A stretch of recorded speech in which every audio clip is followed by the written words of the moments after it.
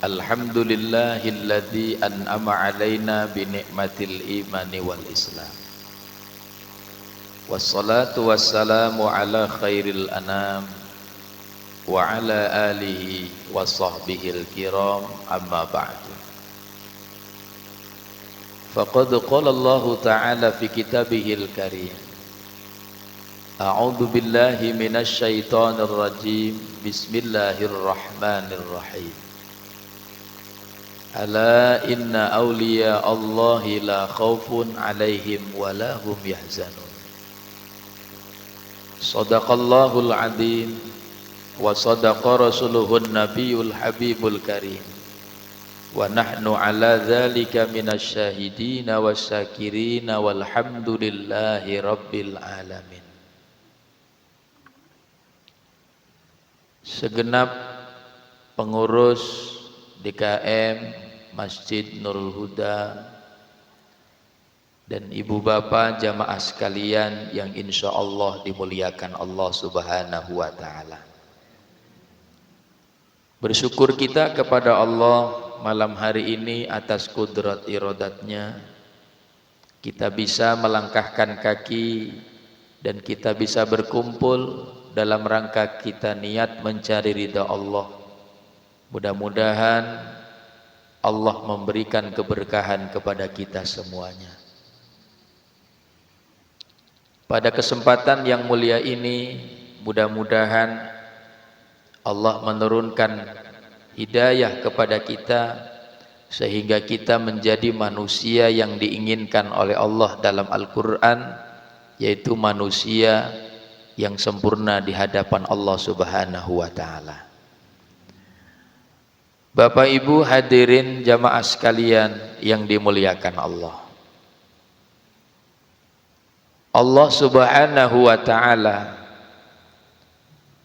memberikan gambaran di dalam kehidupan manusia yang tercatat di dalam Al-Quranul Karim, bahwa di antara manusia yang diciptakan oleh Allah ada manusia yang dijadikan khalil, kekasih Allah. Entah siapa yang dijadikan oleh Allah kekasih.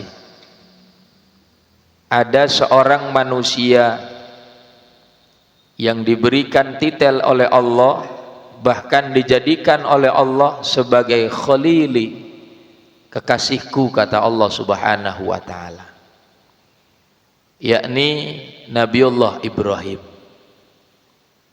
Di antara Nabi dan Rasul, hanya Nabi Ibrahim yang tercatat diberikan gelar, bahkan diangkat oleh Allah sebagai Khalil, kekasih Allah subhanahu wa ta'ala. Maka di antara kita manusia yang diciptakan oleh Allah, siapa tahu kita pun dijadikan oleh Allah sebagai kekasihnya. Kenapa ibu bapak? Karena di saat itu ada seorang manusia umat Ibrahim menanyakan kepada beliau Rasulullah Nabiullah Ibrahim. Pertanyaannya, qila li Ibrahim alaihi salatu wassalam, ya Ibrahim, bi ayyi syai'in ittakhadtaqallahu khalilan. Wahai Ibrahim, bi ayyi syai'in ittakhadtaqallahu khalilan. Kenapa sebabnya Allah menjadikanmu sebagai seorang kekasih? Apa yang kau lakukan dan apa yang kau miliki sehingga Allah mengangkat sebagai seorang kekasih? Qala Ibrahim bisalasati asya'a, sebab saya diangkat oleh Allah menjadi kekasihnya dengan sebab 3 perkara. Ini satu gambaran buat kita bersama bahwa kalau kita pengen dijadikan oleh Allah sebagai kekasihnya, merupakan sangat yang kita inginkan. Karena kita kepengen kalau sudah dijadikan oleh Allah kekasih, yakin kita akan dibahagiakan oleh Allah baik di dunia dan di akhirat. Cuman persoalannya ibu bapak, bagaimana caranya supaya kita menjadi seorang kekasih, menjadi manusia yang dikasihi oleh Allah Subhanahu wa ta'ala. Allah gambarkan dan Allah cirikan di dalam Al-Quran kehidupan, bahkan sifat karakter manusia yang Allah jadikan yang pantas dijadikan oleh Allah kekasih. Kata Allah, ala inna awliya Allah la khaufun alaihim walahum yahzanun. Apakah kalian tidak tahu sesungguhnya kekasih Allah itu memiliki ciri sifat hidup dalam dunianya, yaitu la khaufun, tidak pernah memiliki rasa takut, walahum yahzanun, dan tidak pernah keluh kesah dan kesedihan. Jadi sudah digambarkan oleh Allah dalam Al-Quran ciri manusia yang pantas dijadikan oleh Allah kekasih Bapak Ibu. Yang pertama, dalam kehidupannya dia tidak memiliki rasa takut kepada siapapun kecuali rasa takutnya hanya kepada Allah. Walahum yahzanun, dan pada saat kehidupan dunianya dia tidak pernah memiliki keluh kesah, bahkan tidak pernah mengeluh atau kesedihan. Manusia yang saat datang Ramadan tidak puasa, tapi Tuan Syekh Abdul Qadir Al-Jailani tidak pernah memiliki rasa takut bahwa kalau kita tidak kalau puasa, bayi puasa itu bakal mati umpama. Yang enggak ada. Tidak pernah khawatir. Beda kalau kita. Apa coba? Puasa takut mati. Padahal itu sudah di dalam Al-Qur'anul Karim. Meranjak dewasa, saat itu Tuan Syekh Abdul Qadir Al-Jailani tidak pernah keluh kesah.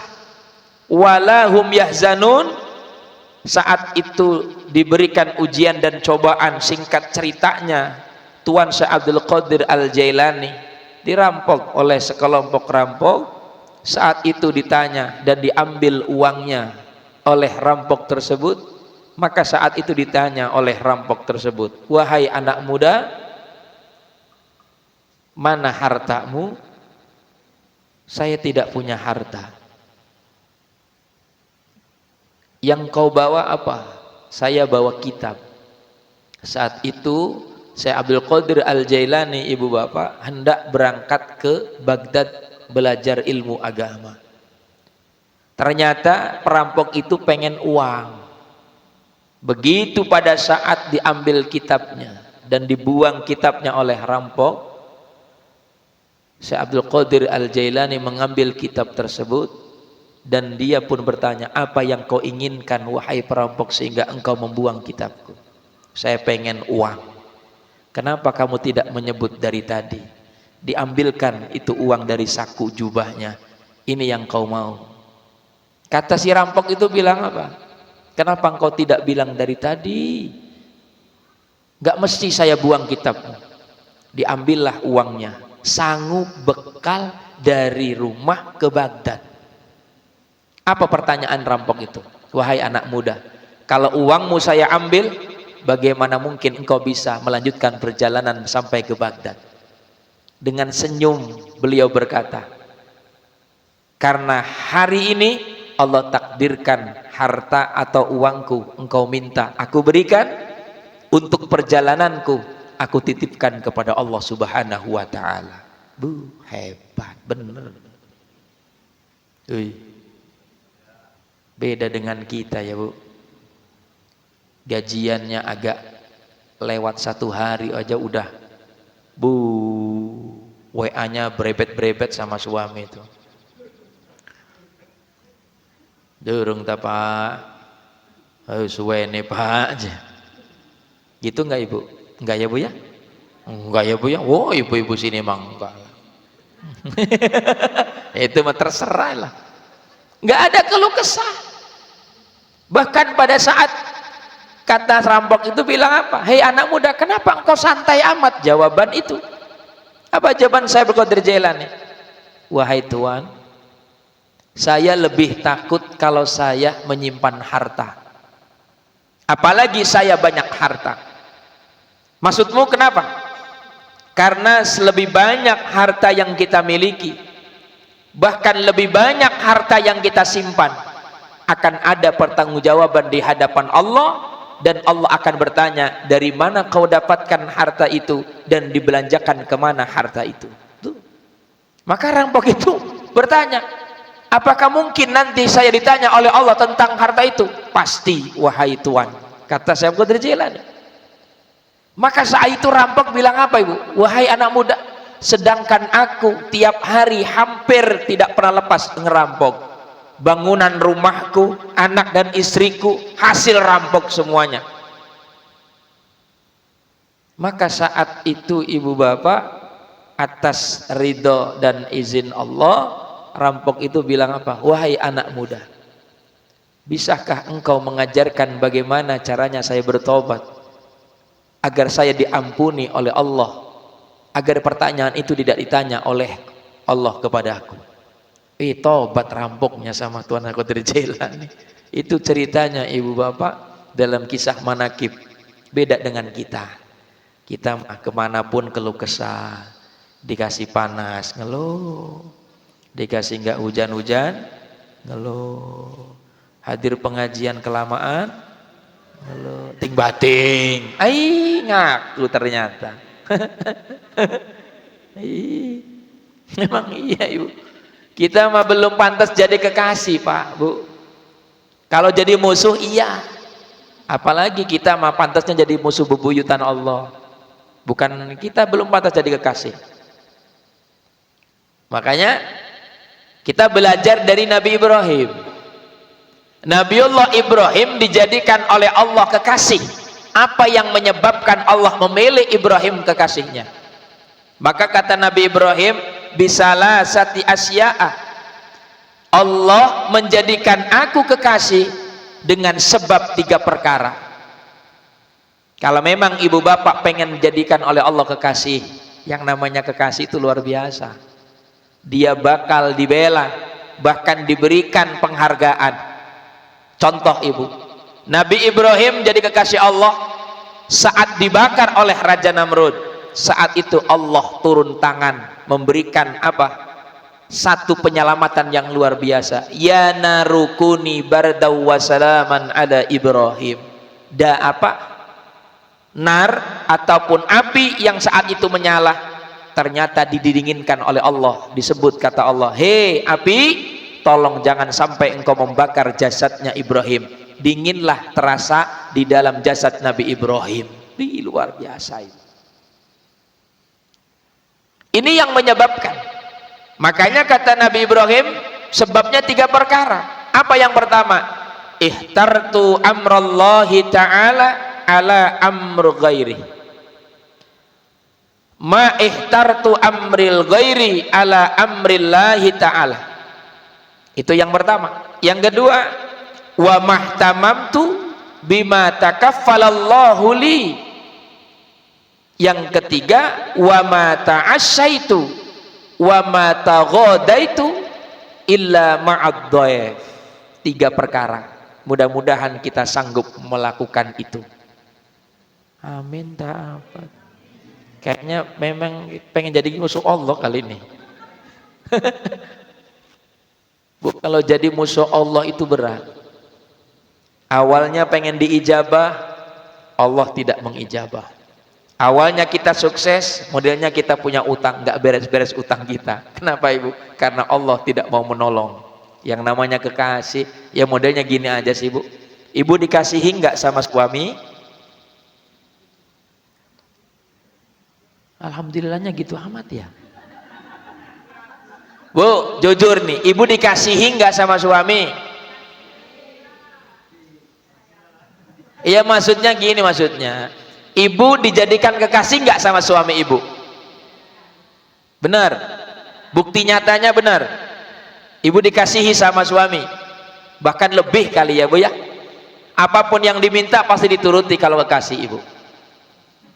Tergantung. Memang apa? harus diulang kembali ya saya bilang. Bu, pada saat bulan yang lalu kalau nggak salah saya pernah ngomong ibu.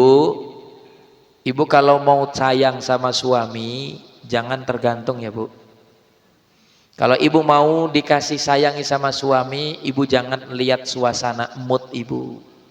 Kenapa? Prinsip wanita ahli neraka taat sama suami tergantung mood.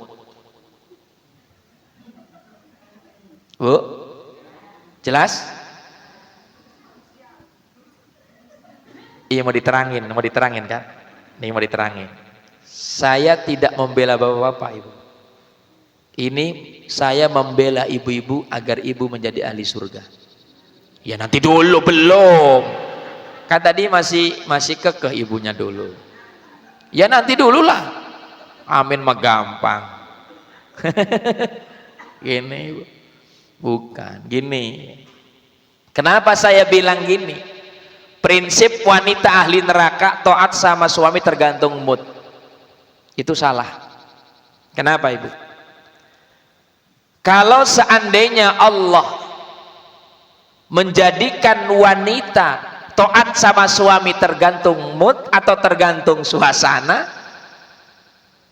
manakala Allah mentakdirkan Siti Asiyah menikah dengan Fir'aun,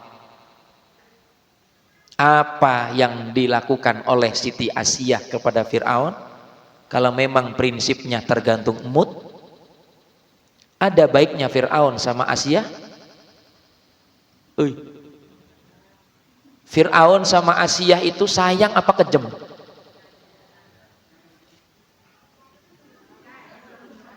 Fir'aun sama Asiyah sayang, hebat amat ya.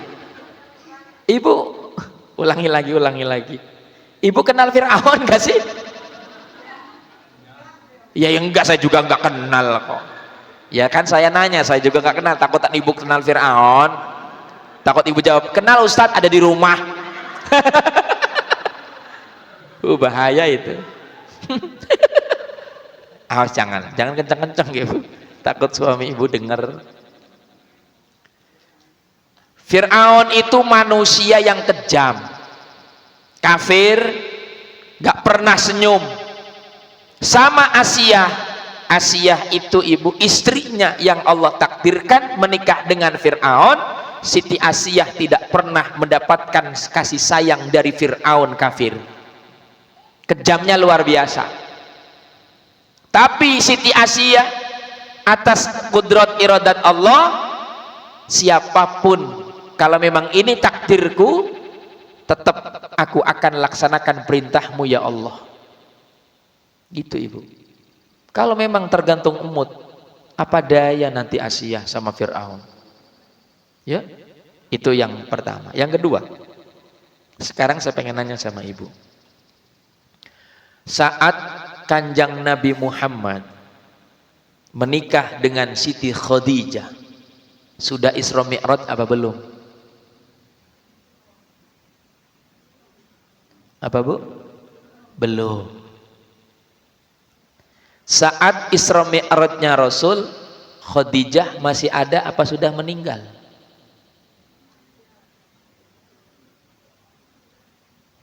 Kalau nggak ada yang jawab, kita pulang aja ibu yuk.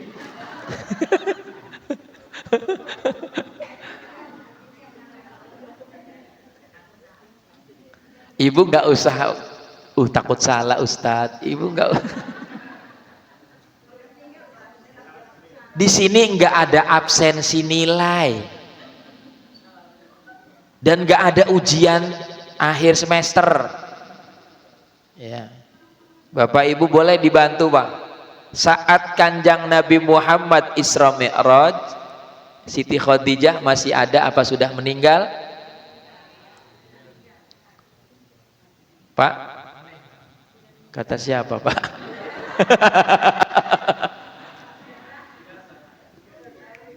Sudah meninggal. Ibu sudah bertemu dengan peringatan Isra Mi'raj itu kan hampir bertahun-tahun ya. Masa ibu nggak ingat bahwa Isra Mi'raj itu terjadinya Isra Mi'raj disebut dengan tahun kesedihan, Amul Hazan. Bener nggak? Isra Mi'raj mah tiap tahun. Kiai mah didatengin dari Ploksok, dari ujung, tetap aja ditanyain mau ringet. Yang jadi tambal ban mah saya aja yang harus kencengin, ya kan gitu. Yang harus ngebenerin mah ya bulanan. Iya, yang harus meluruskan ya bulanan. Memang ban serep mah itu enaknya. Ya, jadi terjadinya Isra Mi'raj itu setelah meninggalnya Siti Khadijah. Maka saat itu Kanjeng Rasulullah Muhammad dalam posisi sedih. Dalam posisi sedih sebelum 1 minggu kemudian, setelah 1 minggu kemudian, Abdul Muthalib, kakeknya juga meninggal. Tuh, ya. Saat itulah kesedihannya. Yang paling utama mas sedihnya itu ditinggal oleh Khadijah. Ternyata saat itu ibu, ini endingnya sama ibu-ibu nih. Isra Mi'raj hasilnya apa? Sholat. Berarti saat Siti Khadijah masih hidup sudah ada perintah sholat belum? Belum. Khadijah sholat enggak? Hebat. Sholat enggak? Kenapa ibu berani mengatakan enggak sholat? Belum ada perintah sholat. Kenapa Siti Khadijah dinobatkan oleh Allah pertama awal perempuan masuk surga nanti Khadijah? Padahal enggak sholat. Ibu Majelis Taklim Nurul Huda, Grand Sutra, ahli sholat. Berarti Siti Khadijah masih diungkuli oleh ibu-ibu. Pertanyaannya, kenapa ibu tidak disebut ahli surga? Padahal Khadijah enggak sholat ahli surga. Taat sama, ternyata taat suami itu bisa mengalahkan sholat 1000 tahun seorang perempuan.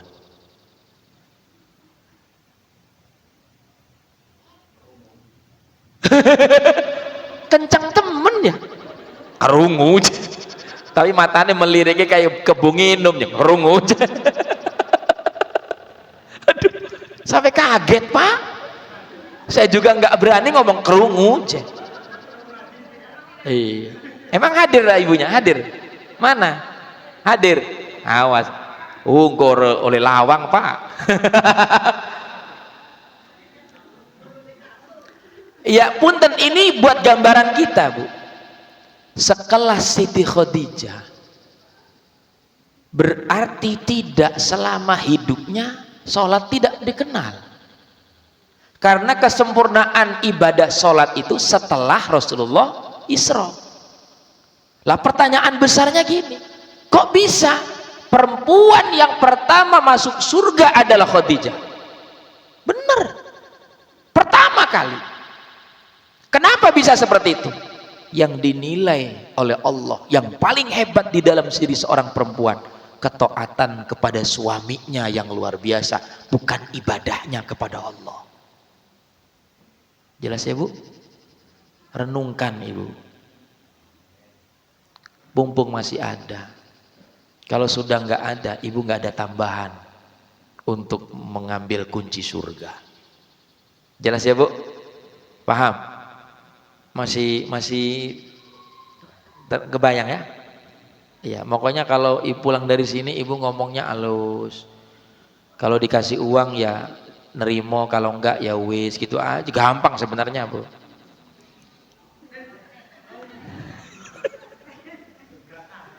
Ya kalau seandainya ibu nggak dikasih uang sama bapaknya, ibu bingung mau ngapain, udah di rumah aja.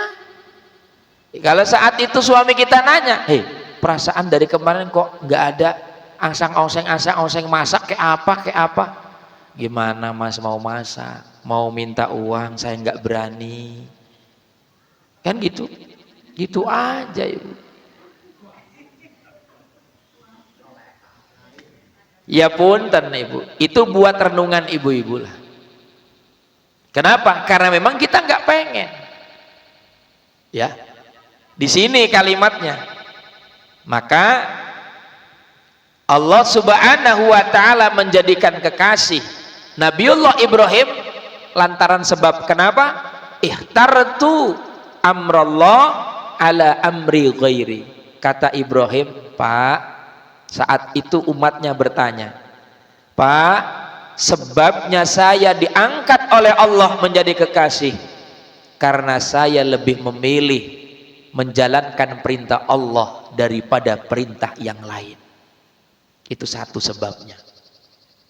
Saya belum pernah melanggar aturan Allah, melanggar perintah Allah, karena saya lebih memilih mendahulukan perintah Allah daripada perintah yang lain. Tuh, ini yang menyebabkan Nabi Ibrahim dijadikan kekasih Allah. Kita mah belum bisa. Kita bilang apa coba? Lebih mementingkan perintah dunia daripada perintah Allah. Mana ibu? Ibu dapat orderan, ada yang pesan donat, pada saat donat itu dimasak, pada saat ada yang datang, pada saat itu ternyata pas waktu dohor, yang pesan datang, ibu kagol lagi goreng, mau istirahat ditanya sama orang yang pesan, Mbak sekarang ya Mbak, soalnya ditungguin. Ibunya bilang apa? Ya Allah, kagol ya. Lebih mementingkan perintah donat daripada perintah Allah. Pantas kita jadi kekasih Allah? Belum. Maka ibu bapak jangan sampai bilang gini, Ustadz saya mah bingung, saya ikut istighosah, saya ikut baca istilahnya Ratibul Haddad, bahkan saya dzikir kemana-mana, kok aku susah aja ya Ustadz ya. Gak usah gitu, gak usah nyalain Ratibul Haddad, gak usah nyalain istighosah, gak usah nyalahin praktek ibadah. Kenapa? Karena di dalam praktek perilaku kita lebih mementingkan perintah dunia daripada perintah Allah. Coba kita dahulukan perintah Allah. Makanya Nabi Ibrahim saat itu kan terkenalnya gini, walimatul khitan, hitan tuh, tahu hitannya? Sunat bener. Khitan itu dari siapa ibu bapak? Pertama kali yang membawa perintah khitan itu Nabiullah Ibrahim. Makanya Nabi Ibrahim dicantumkan namanya saat tahiyat, Allahumma sholli ala sayyidina Muhammad wa ala ali sayyidina Muhammad kama sayyidina. Kenapa ibu bapak enggak pernah nanya kenapa Ibrahim? Tidakkah Abul Basar Nabi Adam yang pertama dicantumkan di situ? Padahal Nabi Muhammad adalah turunan dari Nabi Adam. Kenapa Nabi Ibrahim? Kan gitu. Digantilah kama shallaita ala sayyidina Adam wa ali sayyidina Adam. Kayaknya nggak enak ya bu, nggak pantas. Tapi bukan itu ininya alasannya, bukan nggak pantas, pantas apa pantas aja. Ya umpama ada lagi diganti umpama, kenapa nggak nabi yang lain? Kalau memang Nabi Adam nggak bisa, Nabi Zakaria kek. Yang lebih nggak pantas kalau ngomong nggak pantas bukan Nabi Adam bu, no. Kama shallaita ala sayyidina, no.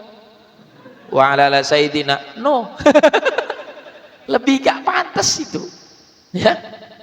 Kamu apalagi seandainya diganti lagi umpama dicoba-coba, Allahumma sholli ala sayyidina Muhammad dan sayyidina Muhammad kama shallaita ala sayyidina Su'aib wa ala sayyidina Su'aib, nggak pantas dan nggak boleh Ustaz, nggak boleh ibu. Kenapa Nabi Ibrahim? Kenapa? Karena memang kita umat Nabi Muhammad, dan Nabi Muhammad rekomendasi ibadahnya kebanyakan dari Nabi Ibrahim. Pertama, khitan, kita ambil dari Nabi Ibrahim. Kedua, haji, tawaf, terusan jamarat, semua dari Nabi Ibrahim. Kurban dari Nabi Ibrahim, semuanya. Makanya Allah cantumkan tuh Nabi Ibrahim dengan duet dengan baginda Nabi Muhammad SAW. Makanya millata Ibrahima Hanifah, itu yang menyebabkan. Awas tuh, jangan diganti-ganti. Coba aja nanti diganti, Allahnya marah. Lah saya mah pengen senengnya Nabi inilah aja, Yunus. Diganti aja gitu. Ya masalah ta'ala sayyidina Nabi Yunus. Iya Allah, nggak boleh ibu bapak. Jadi ihtartu amrullah. Nabi Ibrahim lebih memilih perintah Allah daripada perintah yang lain. Yuk kita mulai sekarang. Apa yang menjadikan alasan kita untuk tidak menataati perintah Allah? Kalau memang kita pengen jadi kekasih Allah, Allah tanggung kehidupan kita. Allah tolong dalam kesulitan kita. Jangan pernah menyalahkan ibadah. Kita ibadah, sholat, kita dzikir, kita tahajud, bahkan kita ngikut umpama istilahnya dzikir-dzikir yang lain. Tapi kenapa hidup saya ini susah terus Ustaz? Hidup saya kok banyak ujian? Awas, jangan salahkan. Ada di antara perilaku kita yang belum dijadikan oleh Allah sebagai ukuran supaya kita pantas ditolong oleh Allah. Makanya sekarang mulai. Ya kita gini aja ibu. Memang kebanyakan kita mah lepas kontrol. Kalau diperintah sama Allah gitu kita mah nganyang-nganyang gitu. Iya banyak ininya, banyak apa ya? Iya itu banyak bengkoknya. Kalau ini di ngaji enggak? Kayaknya mah enggak ngaji lah. Enak kan kumpul di situ tuh, ramai di situ tuh, ngebahas enak itu. Kan gitu ya. Ya itu. Padahal ada perintah Allah. Kenapa kita tidak dahulukan? Memang sulit ibu bapak, sulit benar. Nantinya gini, yuk kita renungkan. Bapak ibu bacalah surat Al-Mulk dan artinya dibaca. Alladzi khalaqal mauta wal hayata liyabluwakum ayyukum ahsanu amala. Allah menciptakan mati dan hidup. Allah menghidupkan manusia dan Allah mematikan manusia. Saat hidup manusia, mereka banyak harta, mereka punya jabatan, mereka punya kedudukan, bahkan hartanya disimpan. Tapi Allah tidak akan bertanya, berapa banyak engkau mencicipi kehidupan dunia, apa yang kau rasapi dan apa yang kau hasilkan dari dunia itu. Allah tidak nanya. Yang ditanya apa? Liyabluwakum ayyukum ahsanu amala. Dari hasil kehidupanmu aku hidupkan di dunia, mana amal baikmu, bukan mana apa saja yang kau cicipi saat di dunia. Bakso urat, goyang lidah, seblak goreng, bukan itu Pak. Dan bukan pada saat Allah nggak nanya punya berapa rumah, punya jabatan apa saja saat kau di dunia. Tidak. Liyabluwakum ayyukum ahsanu amala. Yang ditanya oleh Allah saat hidup ibu bapak, amal yang baik itu yang mana? Mana amal baikmu? Yang ditanya itu Pak. Yang ditanya itu ibu. Maka alangkah ruginya kita hidup ketika ada yang menuntun, ada yang mengingatkan, kita kadang-kadang mengabaikan itu. Maka sangat rugi. Allah sudah mengingatkan, liyabluwakum ayyukum ahsanu amala. Yang dinilai dari hidup kita, amal baik kita mana? Saat ibu hidup, saat bapak hidup di dunia, menjadi seorang karyawan, mana hasil karyawan itu amalan yang baik dari itu yang Allah akan tanyakan. Ibu sebagai ibu rumah tangga, mana ibu rumah tangga yang dijadikan oleh ibu amal baik di hadapan Allah. Kita menjadi orang tua, bagaimana kita amal baik menjadi orang tua kepada anak yang bakal ditanya, yang kita laporkan kepada Allah. Kita sebagai anak kepada orang tua, bagaimana kita takdim amal baik kita sama orang tua, nanti Allah akan tanya kepada kita. Itu yang harus kita pikirkan. Nih contoh, biar nambah jelas. Bapak Ibu punya bisul di sini, punya bisul di tangan, kelihatan. Ketika bisul itu sudah membesar, terlihat nanahnya, dibelek bisa nggak? Bisa, bener? Umpama dipencet, bisa nggak? Bisa. Atau di kop, bisa nggak? Bisa. Tergantung kita keinginan, betul? Dan kita memikirkan bagaimana caranya bisul ini bisa sembuh. Sama satu lagi, itu penyakit yang kelihatan. Ada kanker di dalam antara tulang dan daging yang tidak pernah kita anggap, yang tidak pernah nggak kelihatan, tapi kita abaikan itu. Bahaya mana kanker dengan bisul tadi? Sekarang fokus. Mana maksud saya? Kenapa kita lebih memikirkan dan pusing yang dohir kelihatan, tapi kita tidak pernah pusing memikirkan kehidupan yang bakal kita hidup yang tidak pernah kelihatan, yang itu bakal nyata. Dan bahkan penyakit bisul dohir sehebat apapun kita abaikan, tapi kenapa saat ada kanker kita urus? Karena sudah menjalar. Itu saat kanker itu stadium 8, alangkah ruginya kita hidup di dunia.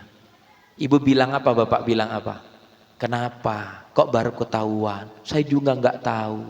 Karena kita fokusnya penyakit dohir. Apa maksudnya? Kita fokus pikiran kita dunia yang nyata kelihatan. Ketika masuk di alam kubur, kita dapat siksaan yang luar biasa. Itu sebagai kanker stadium yang tidak pernah ada obat. Jam berapa ininya? Jadi nanya doang terus ngomong terus ngocek jeruk.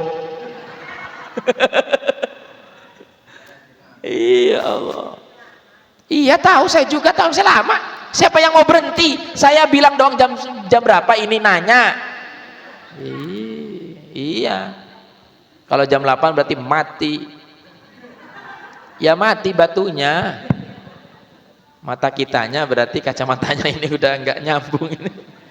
Awas ya. Itu Ibu. Makanya sok kadang-kadang kita lebih memikirkan yang kelihatan sama dohir, tapi tidak memikirkan kehidupan yang nyata yang kita bakal hadapi. Mana lebih parah daripada dunia?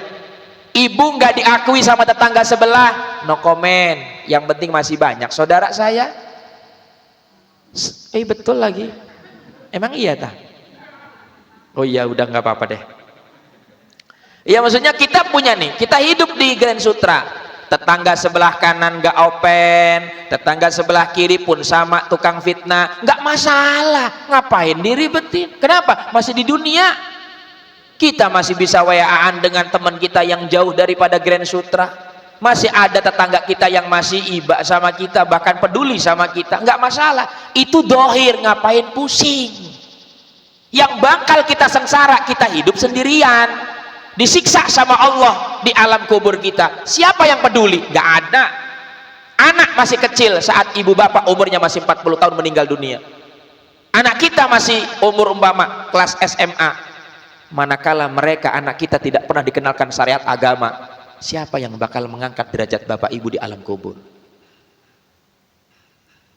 Anak kita kalau seandainya ditinggal umur SMP, ditinggal kita umpama sebagai suami, sebagai bapak, ibu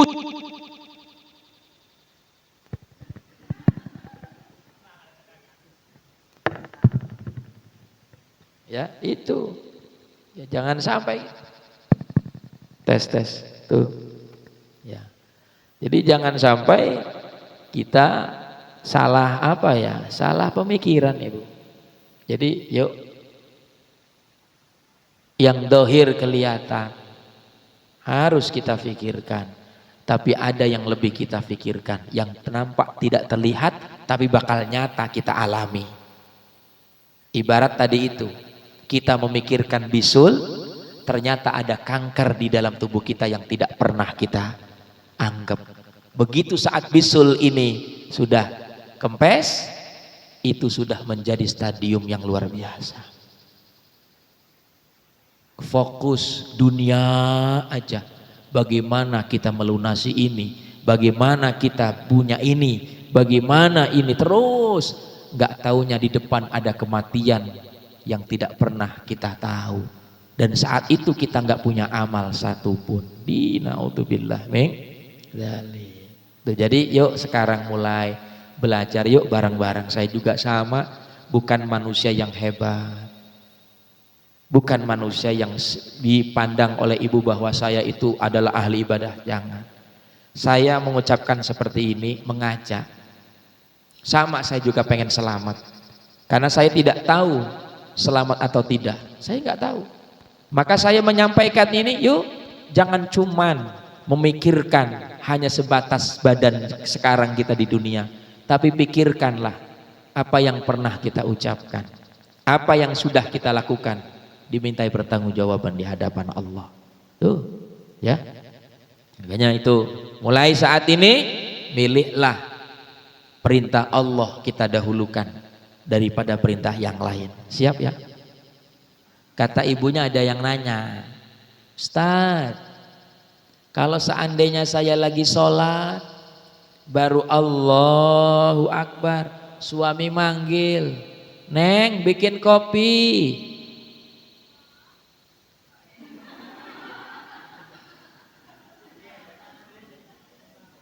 Ya gitu, Neng bikin kopi. Gimana itu Bu? Kan saya nanya. Kan saya nanya, orang ibunya nggak nanya, makanya saya yang nanya. Gimana itu Ustaz? Kalau seandainya saya ini lagi sholat, kalau sholatnya sholat fardu, sekalipun baru takbir nggak boleh kita batalin, kecuali sholat sunnah. Ibu lagi sholat sunnah qobliyah asar, suami pulang dari kerjaan, baru serok umpama duduk, Dek mama mana? Di dalam. Ma bikin kopi, saya udah pulang depan ya, biasa ya. Ibu udah takbir dalam keadaan sholat sunnah umpama qobliyah asar, gimana Ustadz? Batalin. Iya Ma, langsung bikin kopi, pada saat itu kita pakai mukena. Suami bakal bilang, pasti nanya, begitu kita sudurin, nih kopinya Pak lagi sholat? Enggak, belum. Gitu aja, gak mesti kita terangkan ini mah. Begitu, nih kopinya lagi sholat, orang papanya udah lagi takbir dipanggil, berarti gak ikhlas itu. Udah sih, nggak usah kita ceritakan ya. Kecuali gimana kalau bukan sholat sunnah Ustaz, sholat fardu gimana tuh? Kalau ibu sholat fardu, kencengkan takbirnya, sekalipun sholat sirri, takbirnya saja, bawa takbir Allahu Akbar, takbirnya aja, gak usah bacaannya ya, takbirnya. Begitu beres kita baca surat Allahu Akbar, mending kalau suaminya itu ngerti paham agama lah. Kalau enggak itu, waduh kebakaran di mana itu, pasti nyamper di dalam itu, nanya, nah siapa yang takbir itu? Ibu lagi sholat, kencang bener kan tadi bapak, kan anaknya ngaji juga tuh, bapak katanya minta kopi, makanya mama itu ngencengin kalau mama lagi sholat. Oh ya wis, itu suaminya nggak ngaji lagi, cuman istrinya doang yang ngaji. Mama sholat, pantesan dipanggil-panggil suruh bikin kopi, takbirnya kenceng, malah diomongin di depannya. Kalau istrinya yang hebat kan terus sholat, kalau nggak hebat makanya lagi sholat, makanya saya juga ribut, acak-acakan lah ya gitu. Sama halnya dengan paket, ibu lagi sholat di depan kamar ibu kan di depan, paket ibu lagi kan COD paket. Tadi sore ada paket, tadi tuh ada paket, ibunya atau bapaknya lagi sholat. Kalau sholat duhur kan sirri, takbirnya kencengin, gak usah bilang ini Allahu Akbar, Kata paketnya, oh iya lagi sholat itu. Ya, nggak mesti ini mak. Allahu Akbar, paket. Di sholat paket. Oh ya Allah, itu nggak mesti. Ya, jadi gitu caranya. Caranya gitu. Atau enggak gini. Saat bapak ibu sholat, bapaknya lagi nyantai, ibu lagi sholat. Ada suara kalau teko yang kita masak buat air kan bunyi ya. Ya. Itu lagi main HP aja tuh anak ya, suami kita. Ibu boleh kencengin takbirnya sekalipun ibu sholat zuhur atau sholat asar. Bunyi itu kedengeran, tapi suami nggak respon. Allahu Akbar. Sami Allahu liman hamidah.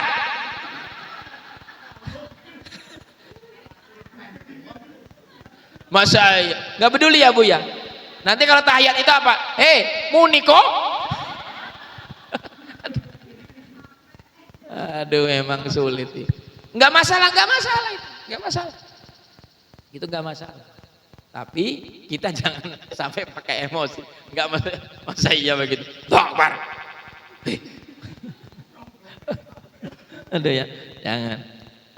Gitu jangan sampai itu kita emosi gitu. Yang penting gini, iftar tuh amrullah, belajar dahulukan perintah Allah dengan perintah yang lain. Kecuali gini, urgennya mana? Kalau memang benar-benar urgen saat datang perintah Allah, kita harus minta maaf dulu. Ya Allah, mohon ampun ya Allah, kalau kerjaan ini saya tinggal, menjadikan malapetaka buat semua ya Allah. Gitu. Karena yang saya tahu kalau memang ini takdir dalam hidupku ya Allah, saya terima. Cuman saya pun sedih ya Allah, harus meninggalkan awal waktu. Gitu mintanya. Ini mah kadang-kadang kita dijadikan salah satu alasan tapi nggak mau minta maaf sama Allah. Atau pada saat ibu lagi goreng tadi, ya ibu lagi masak kagol bapak, ibu bilang dulu, jangan lanjut aja. Ngomong sama ya Allah kagel ya Allah, ya gitu doang. Nanti dijawab sama malaikat maut, ya bentar lagi saya juga nyabut kamu aja. Tuh mansir. Awas ya. Makanya apa? Berhenti, matiin dulu kompor itu. Baru kita ngomong dalam hati, ya Allah saya ajam, selesai gorengan satu kali ini, udah selesai saya langsung sholat ya Allah. Itu namanya apa? Tidak termasuk meninggalkan awal waktu sholat. Ya bu, jelas ya? Ya pak? Itu yang pertama. Yang kedua, kenapa Nabi Ibrahim dijadikan oleh Allah sebagai kekasih, bahkan dipilih di antara rasul-rasul yang lain? Nabi Ibrahim yang dicatat khalili, kekasih Allah. Apa? Wa mahtamamtu bima takaffalallahu li, ma qumtu bi amri ma tahmilullah minar rizqa. Apa? Kata Nabi Ibrahim, Mang, Pak, saya tidak pernah geremeng apa geremengnya? Hati itu ngegerunak. Ya, ngegerunak lah. Ngegerundel. Saya tidak memperdulikan. Saya pun tidak balas dendam, bahkan saya tidak sedih, keluh kesah, tidak mengeluh. Dengan apa? Bima takaffalallahu li, dengan apa yang Allah bagikan tentang nikmat rizki kepadaku. Tidak pernah memperdulikan sedikit banyak, ataupun memang tidak Allah kasih, sekalipun memang Allah tidak memberikan rizki, saya tidak pernah memperdulikan itu. Jadi nggak pernah dalam hati itu ngegebu-gebu atau ngesakit hati. Berapapun bagiannya, berapapun apa yang Allah berikan kepada kita tentang rizki, kata Nabi Ibrahim, aku selalu menerima dengan lapang dada. Wih, hebat. Beda dengan kita. Dikasih dikit, dikasih banyak. Emang iya musuh mah pantas kayak gitu, musuh itu bukan kekasih, musuh kita mah. Emang iya. Dikasih dikit kita mah dikit amat, dikasih banyak malah kurang. Kan kita mah bener-bener kalau dikasih titel kholili belum pantas, tapi kalau aduun pantas. Apa? Musuh. Musuh, ini musuh Allah. Makanya ibu bapak, kenapa Nabi Ibrahim dijadikan kekasih Allah? Karena beliau memilih apa? Apapun yang diberikan oleh Allah dia terima, tidak pernah mempedulikan. Beda dengan kita. Ibu dikasih tetangga. Contoh, ibu punya pohon mangga, buah mangganya banyak. Ibu kasih tetangga ibu dengan mangga itu, ibu. Berapa tetangga dikasihnya? 5. Ternyata tetangga yang dikasih 5 buah mangga itu punya jambu. Pas jambunya juga berbuah. Dia ngasih jambu bukannya banyak 5 atau lebih, dia ngasih 2 biji. Ibu jangan bilang gini, melunjak, saya mengasih mangganya 5, dibalas dia jambu 2. Itu nggak boleh gitu, ya nggak boleh. Kalau memang kita ngasih ya udah, kita nggak usah ngarepin. Kalau ibu bapak pernah ngasih, contoh, bapak-bapak kan kalau untuk unsur istilahnya untuk ukuran ngasih kan bukan ya model bapak-bapak. Kalau bapak-bapak kan paling kan ibu bapak punya teman, biasanya nih traktir rokokan atau kopian lah, kita jalan. Biasanya kita ditraktir kopi umpama, bapak nggak usah ngarep bahwa nanti saya dikasih kopi, nggak usah pak. Ini mengarep-ngarep bener. Kita ngasih rokok nih seret, ngasih kopi seret. Nanti begitu kita mampir sama pulang ya, pak pulang. Begitu mampir, ya saya nanti mampir lah ke rumah lah. Ya sih mampir. Begitu mampir Jepahit. Begitu mampir, assalamualaikum salam, ngopi, di kopinya belum beli, gitu. Terus gak ada, ya udah air putih aja. Wih saya lupa bawa rokok, saya lagi nggak ngerokok di sini mah. Duh pahit bener. Pulang-pulang bapak jangan bilang gini, balas dendam saya nanti, awas beji. Jangan pak. Kalau kita sudah memberi, jangan ngarepin kita bakal dikasih. Itu berarti kita belum ikhlas. Kalau sudah kita kasih, udah lepasin aja udah. Ya bu, ya contoh kita sumbangan acara Maulid Nabi, nggak usah ngarepin kotak kue. Kalau udah sodakoh Maulid Nabi udah akan diterima sama Allah. Ini menyumbang, begitu baris, mana kuenya, mana. Dikasih kuenya sama panitia, udah dikasih ngomel, ini sumbangan yang 100.000 itu kuenya cuma 2 doang. Jadi naudzubillah. Allahu akbar. Masih gitu enggak ibu? Masih gitu ibu? Enggak itu pak, bapaknya kali yang manas-manasin. Awas, begitu pulang bapaknya habis rapat, liatin aja bu, nanti tuh kuenya cuma 2 doang sama aqua 1, sumbangan mah 100.000 kan bu, ngompor-ngomporin tuh bapak-bapak. Ibu jangan gitu. Kalau kita sudah sedekah, sumbangan apapun udah urusan panitia. Kalau panitia bakal mempermainkan uang sedekah itu, biarin aja. Ketika mereka menggampangkan uang itu untuk apa?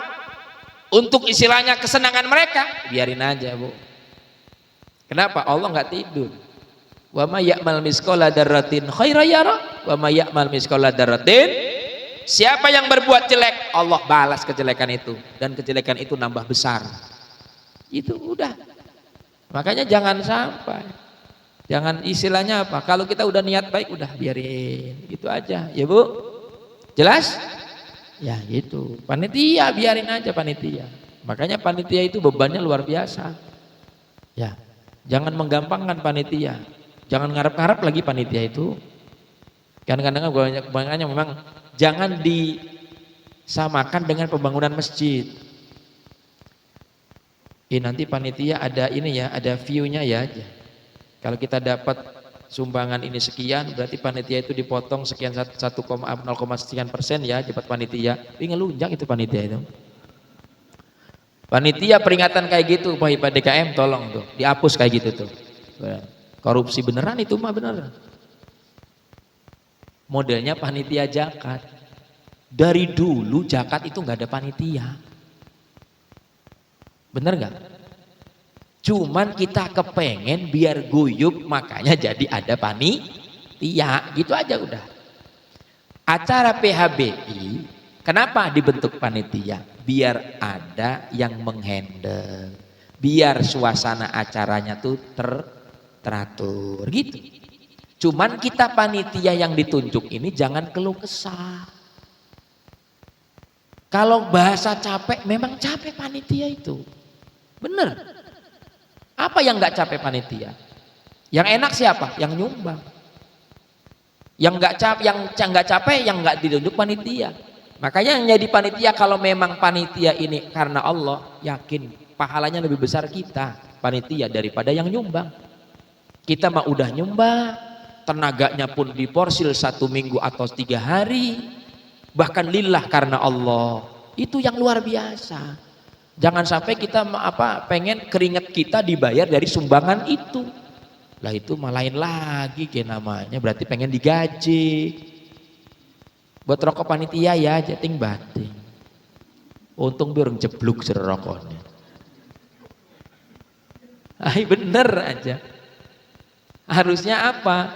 Jangan gitu caranya. Piurkan untuk acara full. Gitu aja udah.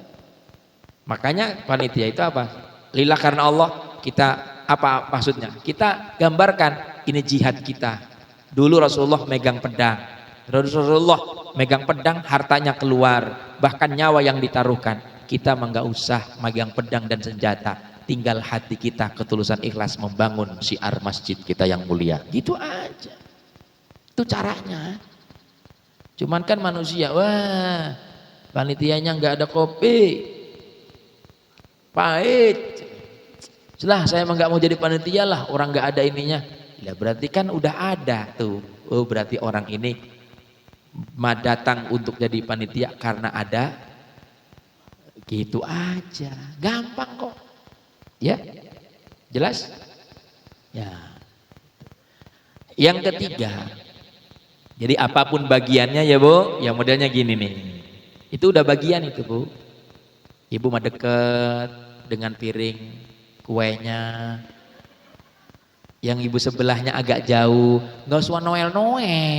Ini mah Noel. Ambil tuh geser. Itu udah, biarin aja. Kalau gue nggak geser-geser, biarin aja di situ. Itu aja. Saya juga nggak bakal iri. Saya nggak iri sama bapak-bapak. Saya mah cuma tisu doang tuh. Dibawain itu udah kewajiban.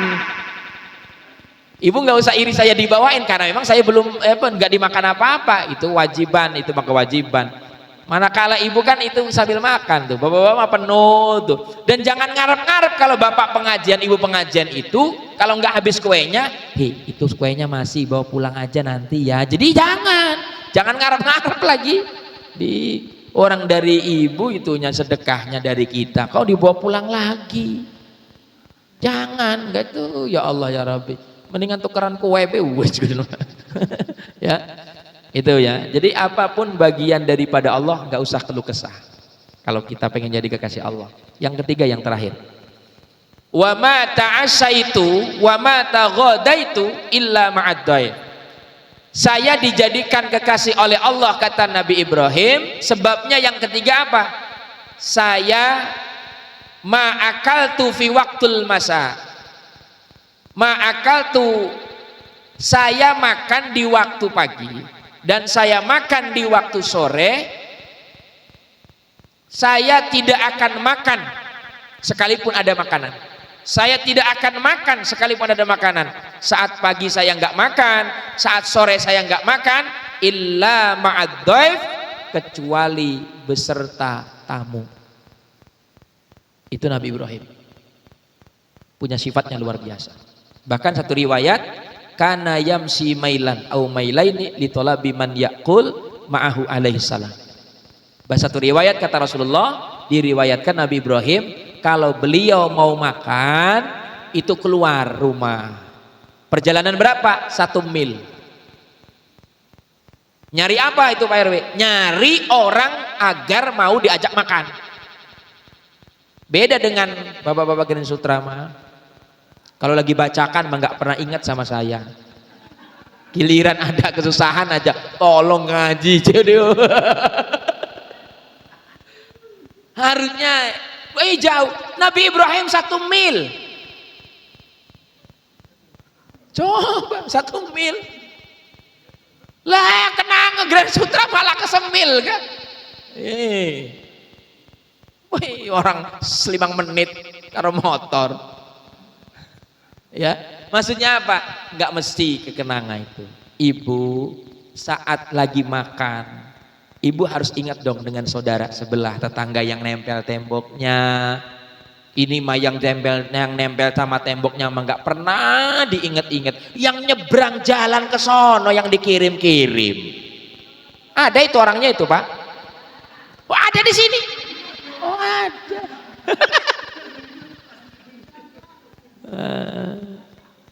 Jangan. Bahkan kata Nabi Muhammad bilang apa? Jika engkau pengen memberi, berilah dulu tetanggamu, saudara yang dekat, sekalipun itu bukan sedarah. Kalau memang dari tetangga sedekatmu itu tidak ada orangnya, maka tambahkan dari rumah satu dengan yang lain. Gitu. Kalau memang tidak ada lagi, maka engkau boleh apa? Nyebrang jalan. Gitu. Utamakan. Apalagi dulu kita makalah sama bapak kita dulu, api saja nih, api ya, apa namanya, api geni. Dulu itu api aja bisa disedekahin, bahkan bisa tuh berbagi. Teh, assalamualaikum, salam, dari pintu belakang bawa belarak tuh, teh njok geni. Oh iya, kan gitu. Begitu dimasukin ke tunggu tuh, ya. Buat apa? Mau masak air tuh, bapaknya pengen ini bikin teh. Oh ya udah, makasih ya. Iya, dibawa ke rumah tuh dari belakang. Nyampe rumah mau dimasukin, mati. Balik lagi. Itu tetangga kita nggak bosen. Sampai ketiga kali bolak-balik sampai dipinjemin korek. Kalau kita mah sekali masuk, teh pinjem ini ya, iya, masih santai. Ai teh lupa itu sekalian satu lagi ya, iya, tuh beda. Ketiga kali, nanti tutup pintunya ya. Kita mah beda benar. Dulu mah api itu, begitu pada saat api itu sudah pinjam atau memang kita ini sodako, airnya matang, itu yang ketiga kali saat mati. Emang teteh masak apa? Ini nih habis dari kebon ada singkong, bapaknya pengen dimasakin singkong, beres kan? Yang satu masak airnya udah matang, singkongnya matang, itu ujug-ujug nggak minta dan nggak apa, singkongnya ujug-ujug datang, teh nih singkong tadi udah matang biar ngerasain nyicip. Itu yang dikasih singkong itu, dia nggak pernah beranggapan akan membalas, tapi memang apa ibu, udah kebiasaan ketika dia panen pisang dia bakal ngirim jugu, tak tahu sebulan atau seminggu. Gitu. Kita jangan sampai hidup di komplek boleh, tapi hidupkan masa kampung. Jangan pernah kita satu komplek satu gang itu nggak ada yang kenal. Bacakan itu untuk apa? Tali silaturahim. Tapi jangan dijadikan ajang perlombaan. Apa ajang perlombaan? Bacakan di sono mah ikannya apa coba? Asin. Sini mah apa? Hebat yang di sini yo. Geng-gengan. Janganlah bikin bacakan itu geng-gengan, tapi harus silaturahmi. Modelnya pengajian ibu-ibu di rumah-rumah itu.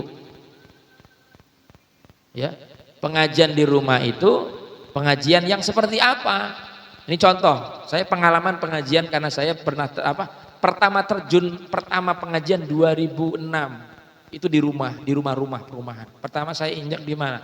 Di Pangurawi, di BBS, di PCI sejak 2006. Itu pengajian sejak bujangan. Di rumah-rumah itu lucu deh Bu. Lucunya gimana? Kalau di musola sepi. Kalau di rumah-rumah rame. Kenapa? Makanannya lebih banyak. Bener itu Bu. Ketahuan aja. Bener. Dan rata-ratanya kalau pengajian di rumah itu ditawarin tuan rumahnya. Mau pakai ustadz enggak? Oh saya pakai, ya udah. Kalau pakai ustadz pakai. Tapi kebanyakan enggak ada ustadznya. Yasinan doang sama ngerumpi. Benar. Itu dari perjalanan saya 2006. Tapi sudah mulai terkikis Ibu. Di Bangurawi, di PCI sudah terkikis di gang-gang itu. Dulu tuh nutup jalan. Kalau pakai ustadz itu di jalan, bukan di dalam rumah. Di Perumnas juga sama. Perumnas Cibeber itu. Itu yang menutup jalan. Mending kalau orangnya enak diajak kerjasama. Kalau enggak itu ngegundel dalam hati. Aleman amat pengajian di jalan. Kayak nggak ada tempat aja di musola. Itulah gitu fitnah. Bener Bu, aneka ragam. Itu ketua pengajian yang sering kali curhat apa Ustaz tolongin. Saya ini mau niat bener. Apa coba? Pengen istilahnya keinginan jamaah. Tapi kok kayak gini, udah yang sabar. Saya bilang gitu Ibu. Makanya Ibu, itu dari rumah ke rumah yasinan itu ajang silaturahim ya Bu. Jangan pernah membandingkan. Karena pernah kejadian. Bubar pengajian gara-gara yang membandingkan. Waktu pengajian rumah si Anu mah enak ya kuenya. Kalau di rumah si Anu mah ini. Giliran lagi gak datang itu Bu. Di sini ada gitu nggak? Iya.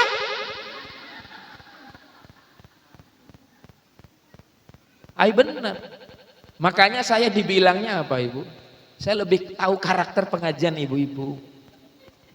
Bener, apalagi di komplek. Udah luar kepala. Bener Bu. Saya terjun di komplek itu 2006 sampai 2015. 2016 ke sini udah mulai itu. Di kampung, komplek terus sampai sekarang. Makanya bukan saya pengalaman atau memang kok tahu Ustadz, karena memang itulah di pengajian taklim di komplek atau di rumah, di gang itu ya gitu. Pembahasan dengan hasilnya itu yang diingat apa? Risolnya agak sedikit lagi maguri ini di parau ini. Jadi pembahasan Ustadz itu setengah jam itu udah blas, yang diingat itu risol. Bener Ibu, itu. Begitu saat pengajian lagi tetap aja hilang. Itulah kebanyakannya. Maka tolonglah yang di sini, kalau memang ada rumah per rumah itu yasinan, jangan sampai ajang cuman jadi perbandingan. Tapi silaturahim. Jangan sampai jadi perbandingan. Ini mah orangnya enak, datangnya banyak. Orang ini mah nggak enak, yang datang dikit. Itu jangan. Berarti apa? Niat ngajinya nggak bener. Udah itu mah, nggak bener itu. Bener aja, udah nggak bener. Jangan kalah sama senam. Senam itu yang istilahnya, iya bener orang iya. Saya pembina pengajian senam sekut alun-alun Cilegon. Bener, pembimbing pengajiannya yang datang senam itu 200 orang, yang pengajian 20 orang. Jadi masing-masing mewakili satu orang membawa 10 jamaah di dalam hatinya. Emang itu Ibu.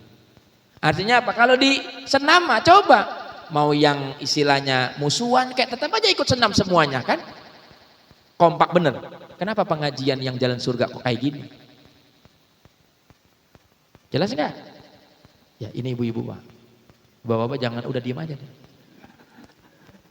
Bapak nanti yang pusing juga. Ketika gini dia, Mama enggak pengajian? Enggak lah. Soalnya orangnya yang tuan rumahnya enggak enak. Kenapa? Pernah ngomongin yang enggak enak aja. Ibu enggak pengajian? Enggak lah.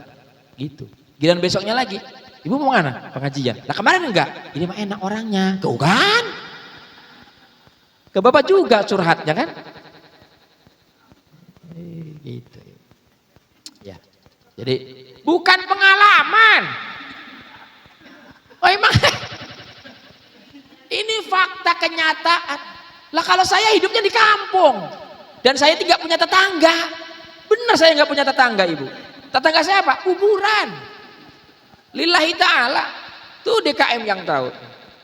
Tetangga saya kuburan nih, tembok kayak gini nih Bu. Ini sebelah ini kita duduk ini rumah. sebelah itu kuburan umum. Bener, mau depan belakang sama. Makanya saya nggak punya tetangga, makanya enak bener, adem.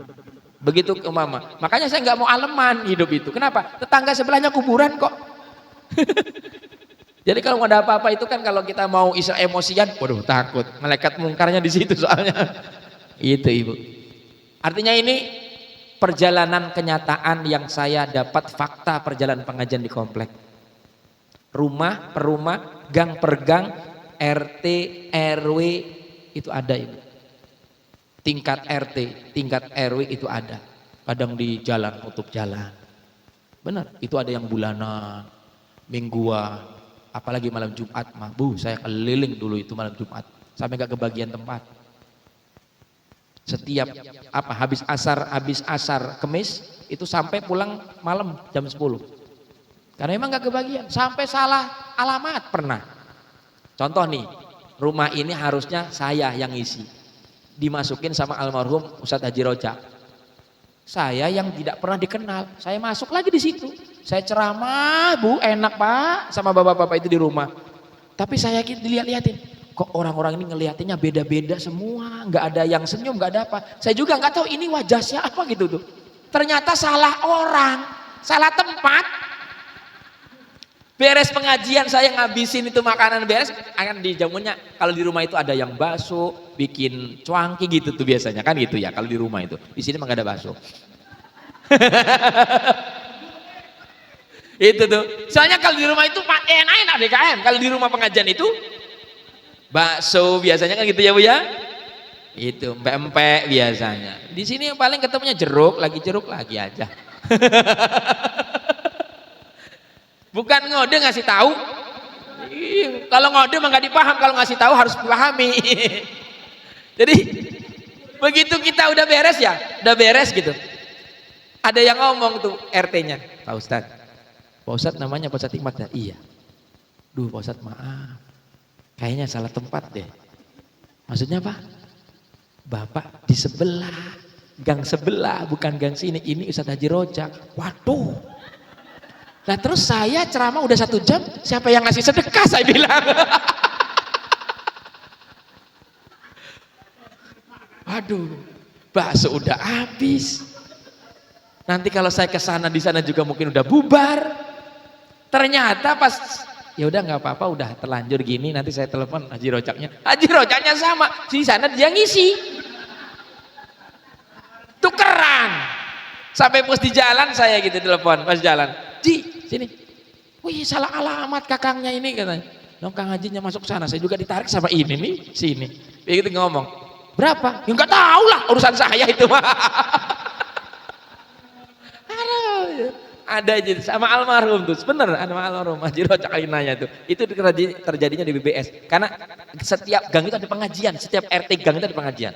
Gang RT ini, gang RT ini, itu sama malamnya malam Jumat. Itu. Waduh ya Allah ya Rabbi subhanallah. Makanya memang sungguh sekarang udah terkikis. Yang kebanyakan sekarang digabung di masjid. Karena midorot sama maslahatnya kebanyakan midorotnya. Benar aja kalau pengajian di rumah itu. Kadang gini, ibu-ibu masuk ke rumah nih. Itu ada yang neliti, oh dia cuman baru punya ini ya. Gitu. Matanya lirik-lirik. Bener itu ya Allah ya. Makanya timbulnya banyak fitnah. Kadang-kadang ada yang sengaja ngundang pengajian di rumah itu agar dilihat rumahnya. Udah ke saya aja, di rumah saya aja. Pas pengajian itu semua diiniin. Ya, gitulah. Kehidupan dunia di komplek itu. Makanya saya titip di sini, pertahankan silaturahim. Jangan pernah membandingkan, utamakan persaudaraan. Insya Allah ibu bakal berkah. Ya, sekali lagi mohon maaf, mudah-mudahan kita kuat menjadi kekasih Allah dan kita dijadikan kekasih Allah dengan memilih perintah Allah kita dahulukan. Yang kedua, jangan sampai kita tidak terima dengan apa yang sudah dibagikan oleh Allah tentang rezeki. Dan yang ketiga, belajarlah berbagi. Ketika kita lagi senang, ketika kita lagi mau makan, kalau memang hendak kita ngajak istri saudara kita, teleponlah saudara kita, ajaklah tetangga yang paling dekat. Mbak, udah makan belum? Yuk makan ke rumah saya. Hebat, luar biasa. Ya, Itu saja mungkin yang saya dapat sampaikan, kurang lebihnya mohon maaf. Mudah-mudahan kita semuanya bisa melaksanakannya. Amin. Allahumma sholli ala sayyidina Muhammad wa ala ali sayyidina Muhammad. Ya Allah ya Ghafur, ya Allah ya Rahman, ya Allah ya Wahhab, ya Allah ya Razzaq, ya Allah ya Fattah, ya Alim, alimna ma jahilna min hikmatika wa ja'alna min ibadika sholihin. Allahumma anfa'na bima 'allamtana wa 'allimna bima yanfa'una ya arhamar rahimin. Allahumma inna nas'aluka ya Allah ilman nafi'an wa rizqan wasi'an bila ta'abin wala nasabin ya arhamar rahimin.